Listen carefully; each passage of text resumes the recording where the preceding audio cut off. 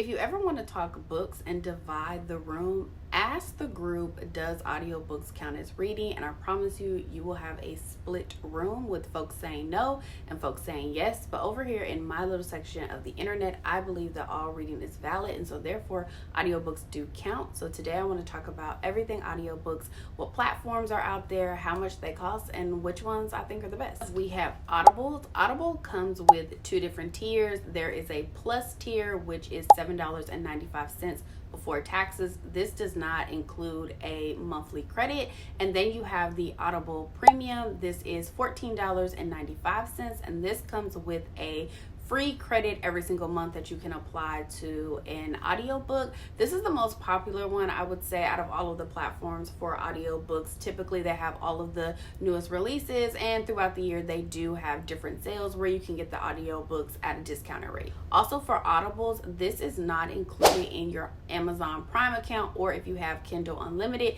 it is its own separate monthly fee. The next one is Libby FM. This is another subscription based at $14.99 before taxes. You also get 30% off of audiobooks, as well as proceeds go to your favorite independent bookstore. And they also have a variety of different sales throughout the year to discount the audiobooks even more. And then you have Everin. This is another monthly subscription base at $11.99 before tax. This does not include a credit every month. However, you have access to a variety of different audiobooks, ebooks, music sheets, all kinds of stuff.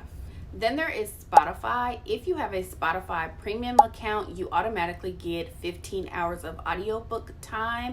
If you do not have a Spotify premium account, but you do want access to the 15 hours of audiobooks, you can pay $9.99 before taxes every single month.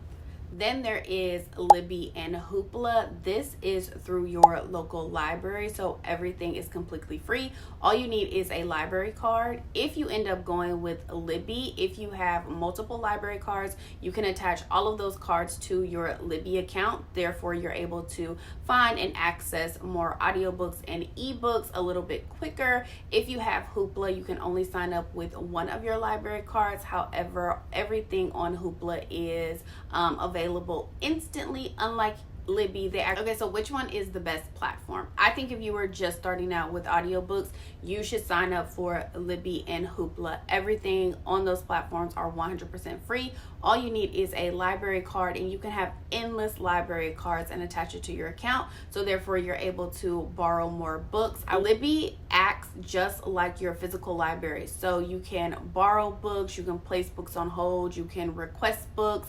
It is just like going to your physical library. With Hoopla, everything is available as is, so if you hop on Hoopla, if they have the audiobook, you can just download it instantly. However, with Libby, if somebody is borrowing it, you will have to wait in line. But either way, these are free platforms for you to be able to experiment and really play around and just decide if audiobooks is the way that you like to read your books. Now, if you're at the point where you already know that audiobooks is your thing and you want to bypass the free services, I don't think that you can go wrong with Audible, Libby FM, or Everin. If I just had to pick out of the three, I would probably go with Audible, Everin, and then Libby FM. I think with Audibles, because it is so popular, you are going to be able to get all of the popular authors, the newest releases, and when they do end up having sales, their sales are really, really good. And so a lot of those audiobooks are heavily discounted pretty cheaply throughout the year. If you're into indie authors, then I would go with Everin. I personally love indie authors, and majority of the time those are the books that I'm reading, and I have been able to get a lot of back catalogs from indie authors that are really, really good. So I just really, really, really love Everin, and then I would go with Libby FM. But whether you go with Libby, Audible, or Everin, I don't think that you're missing out on anything. Their catalogs are really great.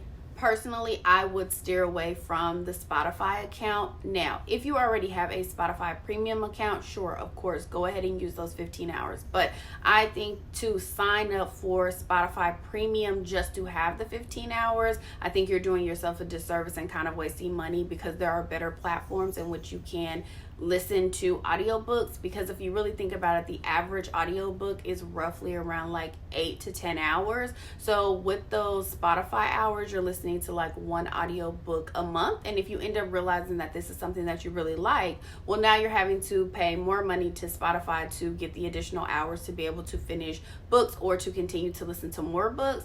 And I just think 15 hours at $9.99, if you don't have a premium account, is really diabolical work. Like, I don't really see where the math is connecting with that one. I would personally just rather pay like the extra $5 or $6 and get an Audible account, or just go to my library and get it for free, versus paying $10 for 15 hours.